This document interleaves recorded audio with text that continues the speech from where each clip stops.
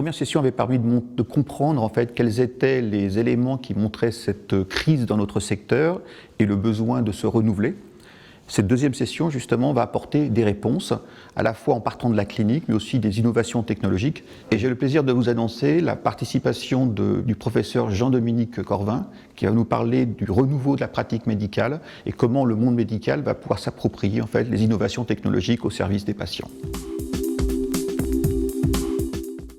Alors les praticiens se posent des questions concernant leur pratique clinique, d'une part parce que cette pratique elle a évolué, il y a la problématique des maladies chroniques qu'il faut suivre, il y a aussi bien sûr l'information du patient qui est de plus en plus exigeant, et puis aussi les praticiens s'interrogent face au développement des technologies numériques et aussi de l'intelligence artificielle.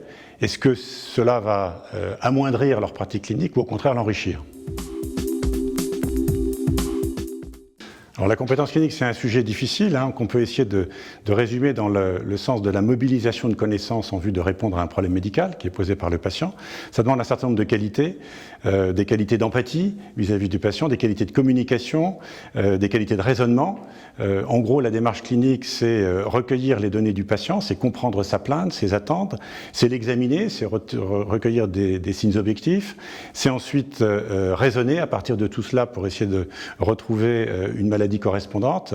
Et puis c'est aussi beaucoup discuter avec le patient, c'est lui expliquer et obtenir son adhésion pour la démarche diagnostique et thérapeutique. Alors, l'intelligence artificielle ou les technologies numériques, elles permettent peut-être aussi de recueillir plus facilement ces données, éventuellement à distance, c'est la télémédecine, ce sont les objets connectés, et puis également d'aider le médecin à faire le tri. Dans une situation complexe, on n'a pas toujours l'association de signes et de symptômes qui donnent une maladie directement. Il y a là tout un problème de raisonnement algorithmique. On a des hypothèses qu'on élimine au fur et à mesure, et l'intelligence artificielle pourrait certainement aider le médecin dans ce débrouillage.